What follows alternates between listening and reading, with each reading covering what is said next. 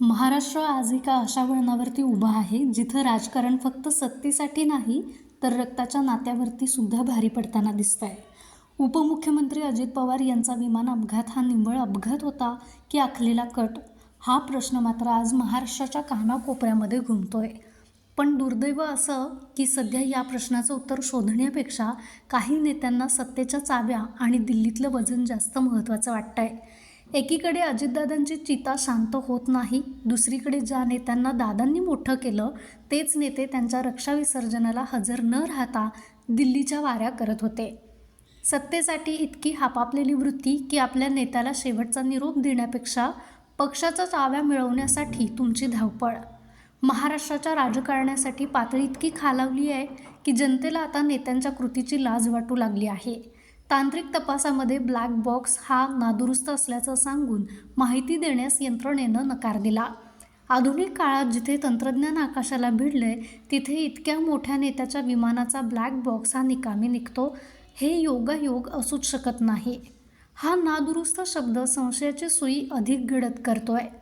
बारामती रस्त्यावरती उतरली होती. आमदार रोहित पवार 3 वेळा तक्रार देण्यासाठी पोलीस ठाण्याचे उंबरठे झिजवत आहेत.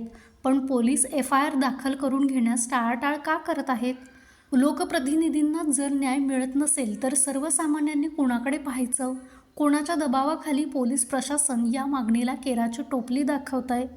ज्या राष्ट्रवादीच्या नेत्यांची संपूर्ण राजकीय कारकीर्द अजितदादांमुळे घडली ते नेतेही आज चकार शब्द काढायला तयार नाही आहेत. हे मौन नेमकं कशासाठी? तुम्हाला भीती कोणाची वाटते आहे की तुम्ही कोणत्या अदृश्य शक्तीच्या दबावाखाली स्वाभिमानही गहाण ठेवलाय? सामान्य नागरिकात चर्चा अशी आहे की दादा दोन्ही राष्ट्रवादी एकत्र करून सत्तेतून बाहेर पडणार होते.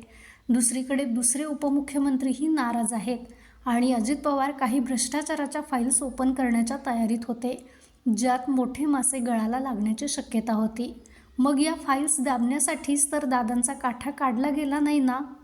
VSR विमान कंपनीवरती केलेली कारवाई हा केवळ जनतेचा रोष शांत करण्यासाठी केलेला बळीचा बकरा प्रयोग तर नाही आहे ना?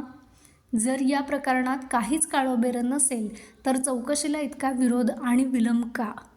भाजप आणि राष्ट्रवादीचे काही नेते रोहित पवारांच्या मागणीवरच नाराजी व्यक्त का करत आहेत? आज महाराष्ट्राची जनता उघड्या डोळ्यांनी हे सर्व बघतीये. जर दादांच्या मृत्यूचं सत्य समोर आलं नाही तर राज्यातील जनतेचा राजकारण्यांवरचा उरलासुरला विश्वासही उडून जाईल. तडजोड न करता चौकशी व्हावी हीच आज राज्याच्या सामान्य नागरिकाची मागणी आहे. अशाच नवनवीन अपडेट्ससाठी डिजिटल कोल्हापूर चॅनेलला सबस्क्राईब करायला विसरू नका.